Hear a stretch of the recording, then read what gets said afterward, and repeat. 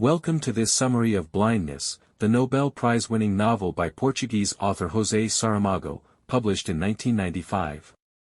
This is a story about humanity under pressure, what we become when the structures of civilization collapse around us, and when we are forced to confront the darkest and brightest parts of ourselves. The novel opens in an unnamed city, in an unnamed country, at an unspecified time. A man is sitting in his car at a traffic light when suddenly, without warning, he goes blind, not in darkness, but in a blinding, milky white light. He cannot see, yet the world around him is not dark. It is overwhelmingly, impossibly white. This white blindness spreads with terrifying speed. It is contagious. One by one, people who come into contact with the afflicted lose their sight the same way. The blindness is unlike any known medical condition. Doctors cannot explain it. Scientists cannot contain it. It simply spreads, silently, relentlessly, like a plague of light. Frightened by the epidemic, the government makes a decision: quarantine the blind. They are rounded up and placed in an abandoned mental asylum, not for treatment, but for containment. They are guarded by soldiers who shoot to kill if anyone tries to escape. Food is delivered in minimal quantities, and the authorities make it clear, the blind are not patients. They are prisoners. Among the first group sent to the asylum is a doctor, an ophthalmologist, and his wife. Here is the novel's central twist: the doctor's wife has not gone blind.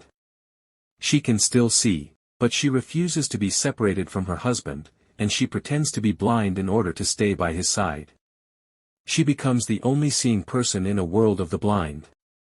This unnamed woman, referred to simply as the doctor's wife, becomes the moral center of the story. She sees everything, literally and figuratively. She witnesses the suffering, the degradation, the cruelty, and also the extraordinary moments of compassion and solidarity. Saramago gives his characters no names.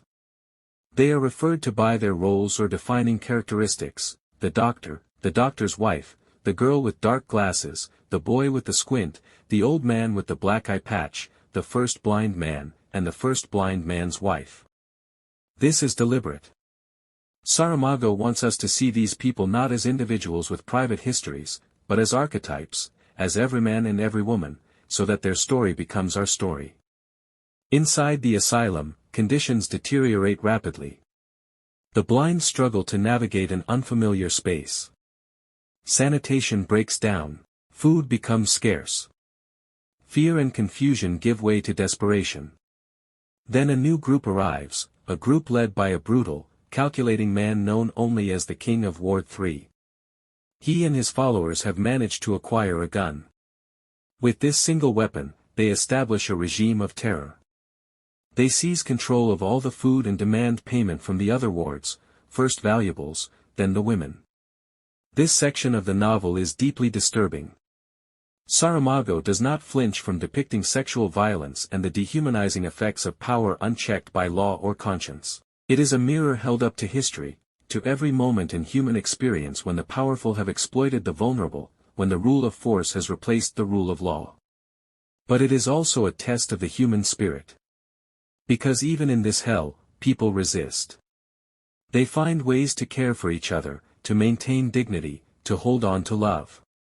The doctor's wife becomes a quiet leader, guiding her small group through the chaos.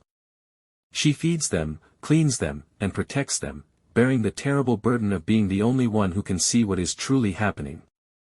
Frightened by the epidemic, the government makes a decision: quarantine the blind.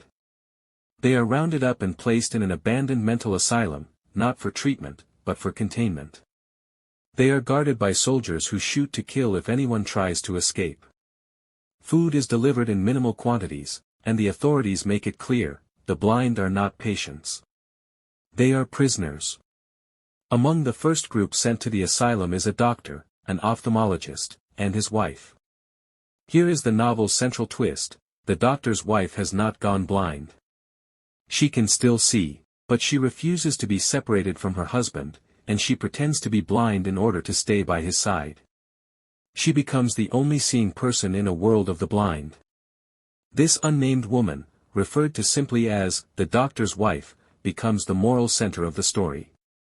She sees everything, literally and figuratively. She witnesses the suffering, the degradation, the cruelty, and also the extraordinary moments of compassion and solidarity. The crisis reaches a breaking point. After the degradation inflicted on the women, one of them, the girl with dark glasses, decides that enough is enough. She takes a pair of scissors and kills the king of Ward 3. The act of resistance is brutal and necessary, and it changes everything. Shortly after, a fire breaks out in the asylum. In the chaos, the blind prisoners escape. They pour out into the city, only to discover that the world outside has also gone blind. Society has collapsed. Stores are empty and looted. Streets are littered with garbage and the dead. Cars are abandoned. The infrastructure of modern civilization, electricity, water, government, law, has all but disappeared. The doctor's wife leads her small group through this devastated city. She must find food and shelter for them all. She must navigate a world of blind strangers, some dangerous, some pitiable, some both. Through her eyes, we see the full horror and the full humanity of what the city has become. Blindness is, on its surface, a work of dystopian fiction. But it is much more than a thriller or a thought experiment. It is a profound meditation on what it means to be human. Sight, in the novel, is a metaphor, for reason, for consciousness, for moral awareness. The white blindness is not just a disease of the eye. It is a disease of the soul. It strips away the illusions that hold society together and reveals what lies underneath, our capacity for cruelty, yes, but also our capacity for love. Saramago is deeply interested in the social contract, the unspoken agreement between individuals that make civilization possible.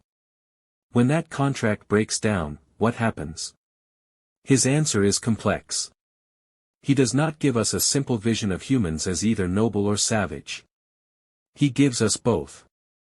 In the same pages where we see rape and murder and exploitation, we also see a woman washing a blind stranger's back, a man sharing his last piece of food, a group of lost souls holding hands to walk through the rain.